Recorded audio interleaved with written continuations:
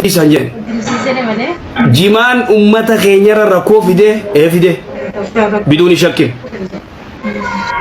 حواس خينير كم قد ركسي جرا كم لي قد جرا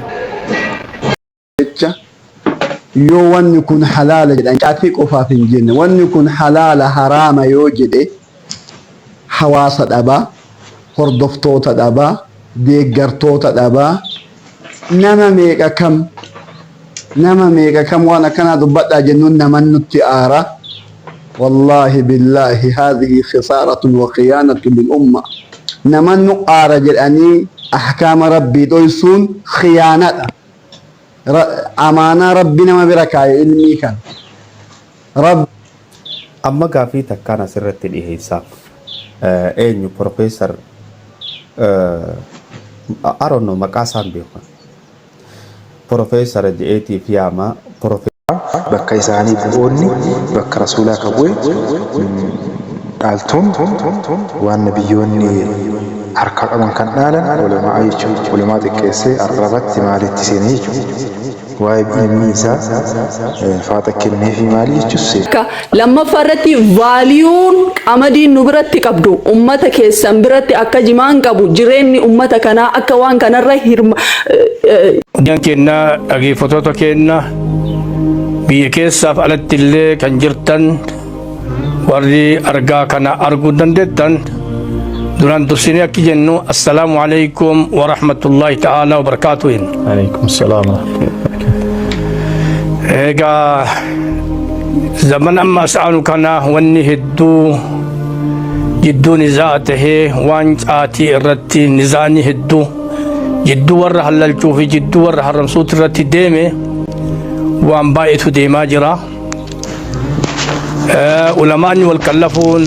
أمري دور دبري بكمالا معلوفة مسألة اجتهادا كيست والكلفون ومجرو لكن دبين علماء رتن دابنه نما يهدو تو حركة كيسا نكته ور سياسة اللي قدية كيسا نكته ور مسوماس كيسا نكته قديان حلال فراما ورب حللتو ورب حرمسو يونا سيسارين تيرات سلا دبين كبو مسألة خلافية كيستي علماء تلالا علماء مريكني حرام درران إسات الرقود دالا وانت كن حرام علماء مرا وانت كن حلال علماء مرا وبليان كأن ورا نجيفتون ورا سياسة تهيتي ورا اقتصادا مسوما يا تهيتي الرأف كبانو جنة مسألة تنرى الرأف نوكبا جنة مكا علماء أرومياتين هي علماء سنغافنا باسمي وباسم علماء هيئة علماء أوروميا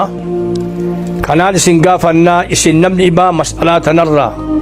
الرأف نوكبا اسن الجنة مسألة فتوى وان تانت تسين ربين أكهما الراسيرين أوجي يا ربي كيست سورة النحل كيست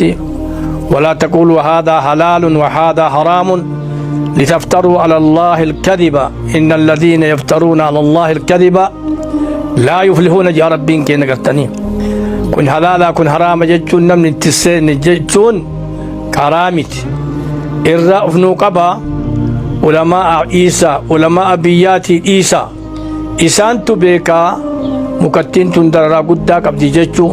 مكتين تنفي قبدي جتشو درى رئيسيت الرقدا جتشو والربيات تكيس الربيكا أكوا مكماكني جدو روبا بيا والربيات تقرر أفهم بيكا جدان مكماكني والرمكا اللي أكي جدو أهل مكة أدرى بشيء جان والرمكا تقرر في الربيكا جان نور إيسا اتوامنه هي علماء كبار اتوامنه مسألة تركيسة حق حكمي إشي برسينو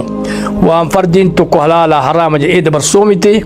نوف إيسا هي علماء حق برسنيف نو إيغا حق سيف أمو أفهم بدا أدب ملي خلاف سلا شرعي نغوت ملي والتي دبرا أرقمون كوني نو إراد أبدا إسنين جنة مكا علماء هي آتين سن غافلنا كان الرأي غورا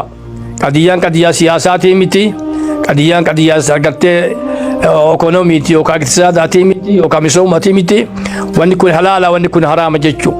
kuni waan ulamaa'atti hallanyaa'u irraa nu dhaabadhaa isinin jenna yoo dararaan isii guddaa jedhame ulamaa'atu faradee wanni kun haraama jedha lakki dararaan isii gabaabdu yoo jedhe ulamaa'atu hukmii godhee akkasitti ilaalamti hagasiif irraa of nuu qabaa jecha maqaa ulamaa hee'aa ulamaa ormiyaatiin isin gaafanna fitnaan mukarraa kaatu xiqqoon ta'u jechaallee beeka abbaa keenya Aadamiif Hawwaa'aan sababa rabbiin gartee mukattii tana nyaatiin jedhee amri rabbii kaalafanii nyaataniin jannatarra gad harca'an kanaaf fitnaa isii xiqqaa waan hin taaneef har'a gartee fitnaa tana kaasuun waan addaan nama fo'utti geessuun garagamaa gamaa gana goruun waan rabbiin jaalanne isin kadhannee jirra hamma gaafasiititti namni daangaa dabree yoona achitti walitti dabree waan kana kaase huquuqa ulamaa irratti dabreechaa tilaallanna kanaafu kalimaatii agan irratti geessa nagaa rabbitti nu jiraadhaa nagaa rabbi keessa jiraadhaa assalaamu alaykum wa rahmatullaahi ta'ala wa barakaatuh. وعليكم السلام ورحمة الله وبركاته. أنا اللي قارباتين تكشوان ويسان جدًا كنا ولو معك إنف ورا لقى عربات أجهيب الليف بيانك إن كنا واني الرأسيتي والجنة وان كنا جنو في تكفى بككوني مورا ولو معاتي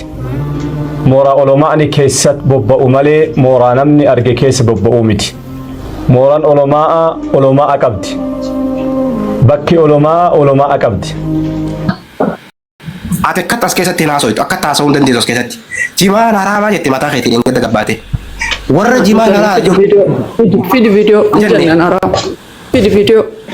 إنسان جرتو أحمد بيلا تيسي غري أما كيسة تيسي أنا سندقي جيسا no way lagi faddu jalibsa فيديو أنا حرام جد بچرّاش إنجنة حرام أمان حرام إبسا ديسي إبسا دبت ديسي نجينا أمس هو كم يسين هذا جامتي ودا إبسا ورا دي ده سين هذا أنا أقص أمس يسين أنجاسا إبسا كله قال لايفي كي جل ترتاهي إنتور رأسي فني لايفي كي جل ترتاهي لا لقيه أما جمال حرام موالا جمال حرام موالا أنا إيه أتي إذا قال لايفي كي جل ترتاهي إنتور رجلا تو أني واي جماعة حركة كيس سافرت ديرا سبب حركة كيس سافرت دي فيلة سيرتيبسي يلا توم حركة إيفا ما قابت حركة سافرتي لا إيفا ما قابت حركة سافرتي مال بدينكي يا سجمع إيفا ما قابت حركة سافرتي مو أكمل بدينكي كوي مال بدينكي ما أوله مال جت حركة سافرتي أيه harka keessaa fudhachuun kiyya qoy siifin ibsa harka keessaa fudhachuun kiyya anna itti dhaladhe qaba maatii kiyya keessaa nama qamootu jira faayidaa isaa fi miidhaa hin dubbadhe achi booda ummata Harargee dawwaleetiin gaafadhe nama as keessa jiru nama biyya keessa jiru Kaayiroo jiru Keeniyaa jiru isin biratti gatii waan kana dhageeffadhu ni xumura Lulisha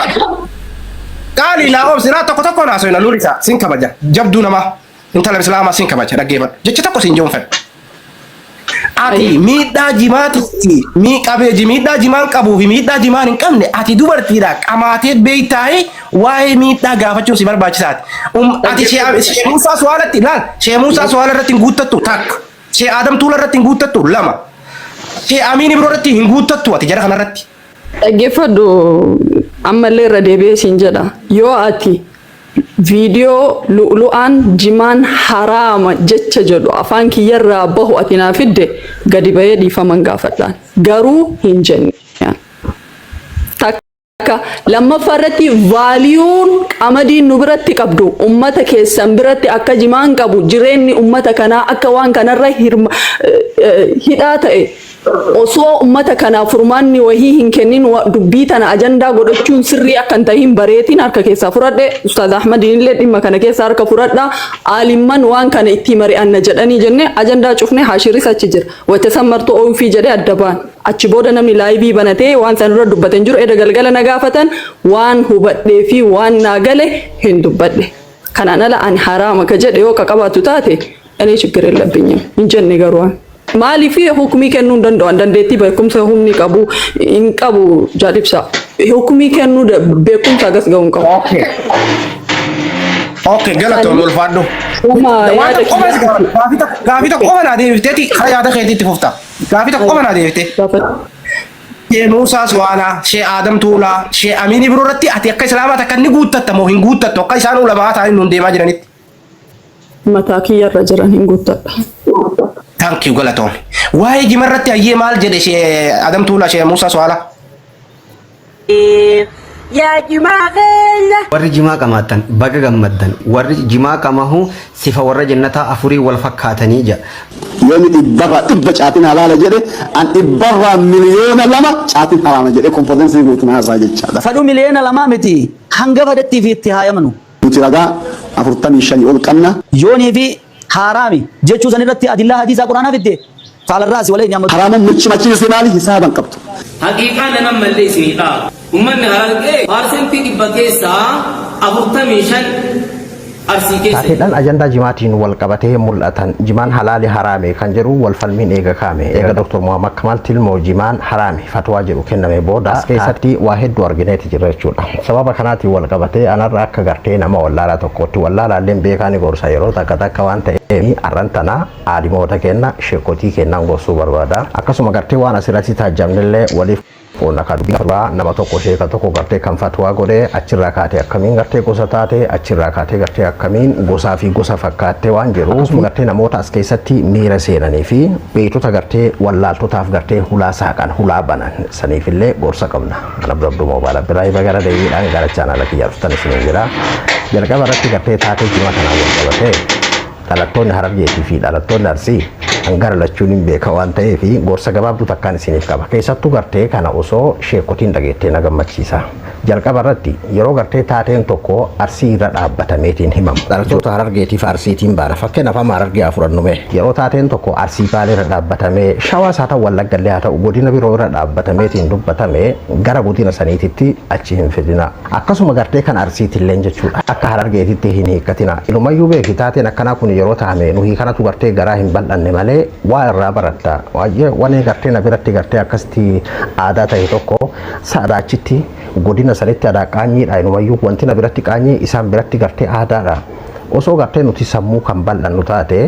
waa namaa dabala jechuudha waa irraa baratta waa irraa xiinxallitaa jechuudha tole ammoo kabiroo sheekotiidha sheekotiin kan of olchaa yeroo hedduu gartee waa'ee sheekotii kana keessattuu waa'ee amantii wal qabatu wallaaltota gartee akka kiyyaa kaagachuun waa'ee diinii hin beekne kana ni ilaallatu sheekotii gorsuu hin dandeenye garuu waan tokko isin gorsina waa'ee gara ilmiitiin kan wal qabatu osoo hin taane yeroo gargaraatitti ajandaan nuuf ta'aa jirtan fakkeenyaaf waggaa takka dura kabajamaan namni guddaan Sheek Alii Jimmaa jechuudha sheekni kenna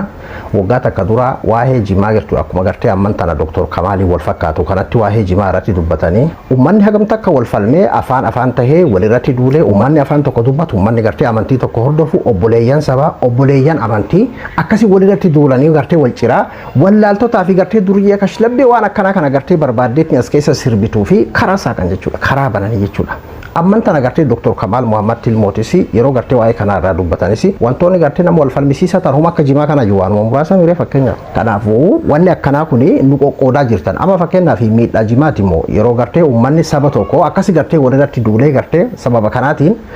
mujrimni baalageen gartee duraan afaan cufateetiin taa'u karaa dhabee karaa kana gartee as keessaan karaa argateetiin yeroo aalima irratti duuru yeroo aalima mataa gadi garagalchuu yeroo gartee diinii kanayyuu addaan qoodatee bara akkasitu jedhama sheekotiin halaal jette anaaf isaan qofa sirri sheekotiin haraam jette anaaf isaan qofatu sirri haga gartee sadarkaa diinii itti addaan qoodachuudha haga sadarkaa itti gartee bara amantii addaan qoodanuu argenne waan qaanyiiti waan fafaati jechuudha kamtu irra miidhaa qaba amma wanni inni beeku hanga murtaawaa tokko waa xiqqeessu beekumsi guutuun rabbii alamaatiif ta'e inshaallahu ta'ala irraan tana daawwattootaa fi hordoftoota wanni nuti irraa dubbachuudhaaf jiraannu jimaa yookaan caatii warri haraami jedhu maalirra dhaabbateeti haraami jedha warri immoo haraamii miti jedhus maalirra dhaabbateeti haraamii miti jedha jidduu tanatti bu'aan jimaan qabu hoo maali miidhaan jimaan qabu hoo maali waan jedhu irraahi guututti dubbanna inshaallahu ta'ala warri chaayinaala keenyaa faaree taatan maatii chaayinaala keenyaa ta'a viidiyoon tun akka deemtee bakka dheertuu geessuuf hundi keessanuu laayikii tuqaa komentii bareedduu jalatti nu barreessaa eegaa لالقم برات ربي سبحانه وتعالى سورة النجد آيات بافي قلت كفرت وقاد بتوكنا جواي حرامي في حال على الدباسي في تيد بتيت جرا أكنو تكوبا خيسان ننكن أكنو تي وان كان خيسان سسين له قانو هي مكنا جا ولا تقولوا إنو من جئنا تنتي سنيمي وان إسيني نغرتي مرتاهومي ولا تقولوا جتون أجد لما تصف ألسنتكم الكذب وان الربن خيسان كسمت في الراحة سويتي واسفي بوتون هذا حلال وهذا حرام توني حلالي توني حرامي هن جئنا جا جل مريت ربي كته اوكي انا فترب ربي نيتي بيجي ويا رامي في حلال كيست ايغا سيمال جا لتفتروا على الله الكذب رب الرخي جبا خايودا ونتن حرامي خنجئوا الله أكبر ولذا اما فكينيا جوينا تون حلال مو حرام يوم كان يسين جوتات سيغالي أربعة فانيا تون حلال مو حرام يوم كان يسين جوتات وانتو وان هدو جرا كفكينيا تربين الرأوس وصون دبتين مالي في الرأوس رحمة علمنا ماتي في الرأوس وانت أمو هنگين الإيسا جيك وبتنولات سن رحمة في إيسا نمجي وان سيودي نقرن وان فقطو خيسار كنت ربنا كان جيتي مرتيس ويا رامي في حلال بيخا فيتستهي شيما فيتي عالما فيتستهي وربنا حرامين جئين حرامي جيكون دنديس wanni tan garte asli wa hundatu mubah duba allahan akana je'eti ranu hadaraji warri majman harami fi halali khaysatti dubbatu kun diro malrad abbatani dubbatan me dura walin hada gayfanno shayti jakana islamu ma ke sawarana base jira akuma san ka atiyete rawa da obbolesa kiya kan sin jederra ala kulli hakum masala fi qiti asratu nifsu barbadu rabbi sin isu dama gugur dawro jettan نمونه الدون وإذ أخذ الله ميثاق الذين أوتوا الكتاب لتبينونه للناس ولا تكتمونه فنبذوه وراء ظهورهم واشتروا به ثمنا قليلا فبئس ما يشترون أجائب ولما نقردان جال لنا ما برباد جتة يو ون يكون حلال جدا كاتفيك وفاف الجن ون يكون حلال حرام يوجد حواس الأبا هردفتوت الأبا ديقرتوت الأبا nama meeqa kam وانا كان دبتا جنون من نتيارا والله بالله هذه خسارة وخيانة للأمة نمن نقارا جلاني أحكام ربي دويسون خيانة أمانة ربنا ما بركاي علمي كان رب أما قافي تكانا سرت الإحساق أين بروفيسور أرونو مكاسان بيخوان Profesor JET Fiama, Profesor Ma Isa, warakam fulatin, Fatu Faneti Alimbe. Yo warakam fulatis for the first time. Yaro Jal Kabati, Profesor Adama Arki. Yaro Jal Kabati, Profesor Adama Arki ya Arri. Yo uga Profesor. Yo mo fatin kanite, Profesor Maga kana fatin sama kanite. Imo refill Profesor karena tahawala.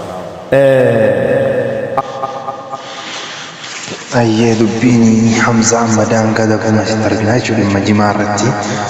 جماع كنا حلال محرم رتي علمان رتي والكلفاني جرو غرو دوري ركام زاكم كدائساتو شكمهن والباقي دفتر كمال كان جيتشون نساء دان قدر بودا علمان رتي دربونا مو علمان دالتو نبيوتات انبيوتاتي كرسولك النبي محمد عليه الصلاة والسلام بك إساني بقولني بك رسولك أبوي قالتم والنبيوني حركة أمام كان نالا ولما أيشو ولما تكسي أرغبت مالي تسينيشو وايب إميسا فاتك النفي مالي تسيني كنا مو كفاتي صدركة نديمو نمني وانتو فكينا قوانا ونو مان سمونا ما وننا قاونا ما وني من اغي ساونتي حرام فيدي جيل ما يوكاي جمله جيتش ولي غلاتي